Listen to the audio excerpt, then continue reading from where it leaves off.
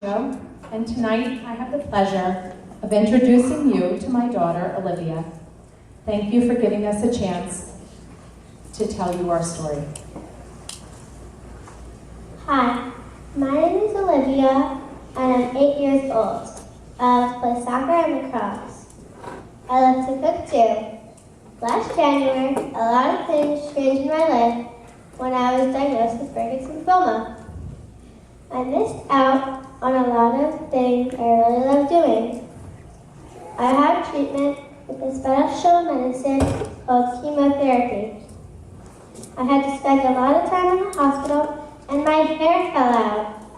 The medicine was not fun. Sometimes it made me sleepy. Sometimes it made me hungry. Sometimes it made me fussy. I could not go to school anymore, and I really missed my guidance. Olivia's diagnosis came largely without any symptoms. She was doing all of her favorite activities, lacrosse, soccer, and ballet. She was doing well in school and participating in gym class. In fact, 1 week before her diagnosis, she was skiing. Her only symptom was weight loss that we decided to have checked out on a whim and got an appointment 2 days later. The time in between was excruciating. I remember sitting in my living room the evening before the appointment.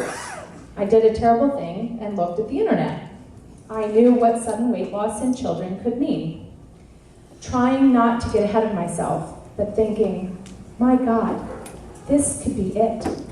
This could be the last day of our normal lives. This could be a defining moment in our lives, where everything that happened before this point would be before Olivia got sick, and everything that happened after would be after Olivia got sick. On the day of her appointment, I picked her up from school midday. We left her backpack there. She'd only miss an hour or so. Let's not get ahead of ourselves, right? Only, that's not what happened. The pediatrician felt a mass in her abdomen and sent us immediately to the ER. One by one, the more innocuous reasons were dismissed. Every bit of news was bad. The next several days were a blur. We were admitted to the pediatric oncology unit. Someone gave me a tour, and I remember thinking, hey, thanks, but I'm sure I won't need to know where everything is on this floor. Denial, I guess? Of course, I did get to know that unit very well. Liv had surgery to place a Metaport and began treatments right away. 4 rounds of chemo were scheduled to take place over 4 to 6 months.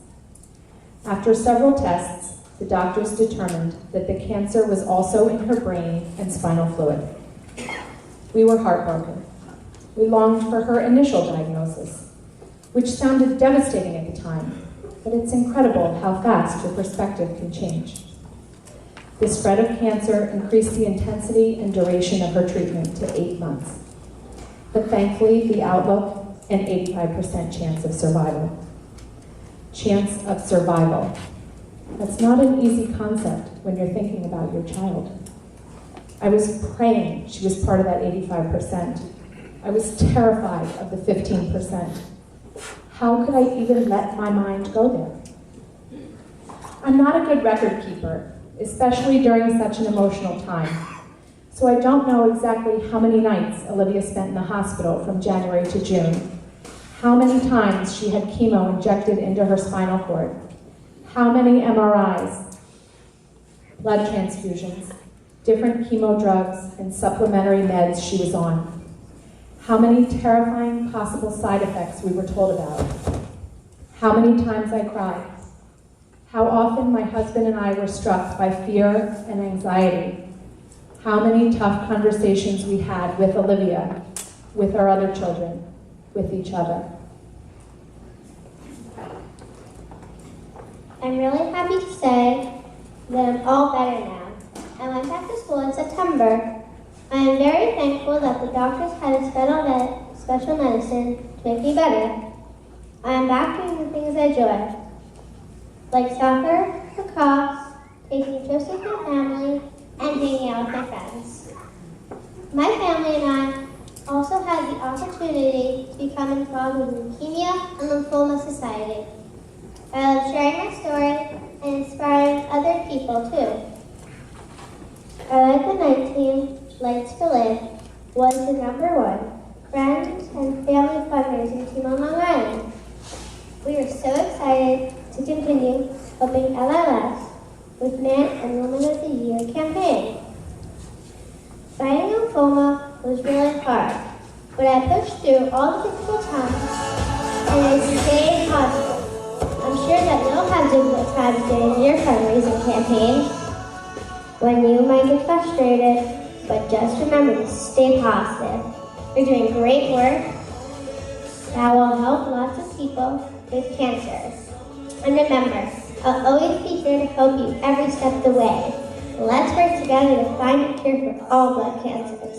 I know we can do it because everyone wins when cancer loses.